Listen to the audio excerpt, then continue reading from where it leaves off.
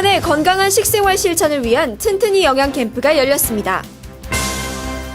인천시 마을 만들기 정책 추진 방안 발표회가 개최됐습니다. 날씨가 무더워지면서 시민들의 발길이 지하상가로 몰리고 있습니다. 8월 1일 민트TV 뉴스 시작합니다.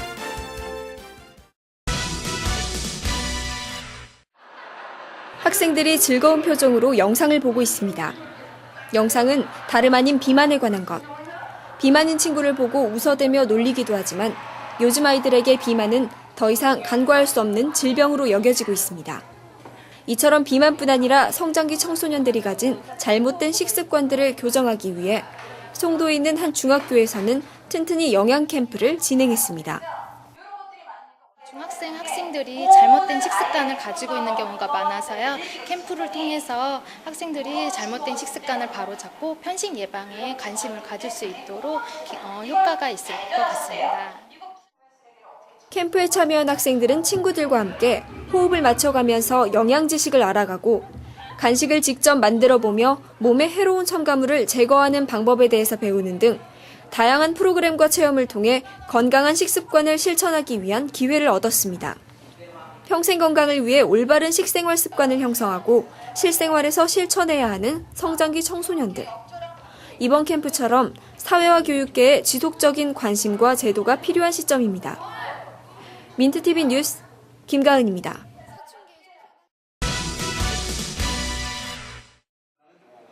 인천발전연구원이 도시 공동체를 회복하기 위해 인천을 마을로 만들자고 제안했습니다.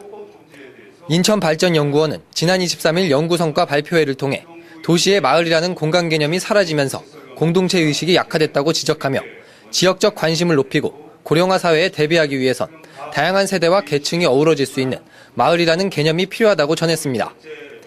이에 인천시는 마을 만들기 정책이 재개발, 재건축을 대체할 새로운 방안이라며 단계별로 하루빨리 시행해 나가야 한다고 강조했습니다. 재개발, 재건축이 새로운 모델로 발전되지 않으면, 새로운 모델로 다시 개선되지 않으면 안 되는 그런 시기가 도래된 겁니다. 인천발전연구원은 이 사업이 본격화되면 마을 리더를 선정할 예정입니다. 또한 이를 통해 사람들 간의 네트워크를 형성할 계획이며 노인 일자리 창출 사업과도 연계할 방침입니다. 지역의 특성을 끌어내 다양한 복지를 꾀할 수 있는 마을 만들기 사업. 앞으로 어떤 방향으로 흘러갈지 관심이 집중되고 있습니다. 민트TV 뉴스 오변민입니다.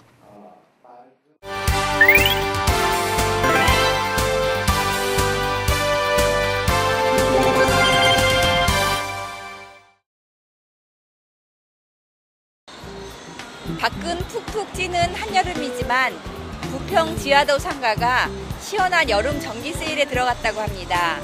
총 1000여 점포가 운집한 세일 현장으로 가보실까요? 부평 지하도 상가는 부평역, 부평중앙, 신부평, 부평대학, 부평 로타리 지하상가로 구성한 동양 최대 규모라고 합니다. 상가들은 지난 2002년 일찍이 전체 리모델링을 마치고 에스컬레이터, 엘리베이터, 휠체어 리프트는 물론 안내소까지 비치해 사계절 불편 없는 쇼핑 서비스를 선사하고 있습니다. 여름철 비가 오는 날씨에도 비를 피할 수 있고 더운 날씨에도 시원하고 쾌적한 부평 지하상가예요.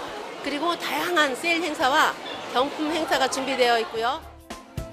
부평 지하도 상가 정기 세일에서는 의류, 패션 잡화를 비롯해 입점 점포 제품을 최고 60%까지 할인하고 있습니다. 또 매주 금요일은 경품 추첨 행사도 오늘 8월 16일까지 연다고 합니다. 더위를 모르는 시원한 지하상가. 전국에서 가장 다양한 상품의 부평 지하도 상가. 올 여름에는 이곳에서 피서 겸 알뜰 휴가 어떠실까요? 이상 시민기자 김정미였습니다. 오늘의 단신입니다. 인천시가 주관하고 수도권 5개 시도가 참여하는 2012 청소년 한강 역사 문화 탐방이 오는 6일부터 진행될 예정입니다.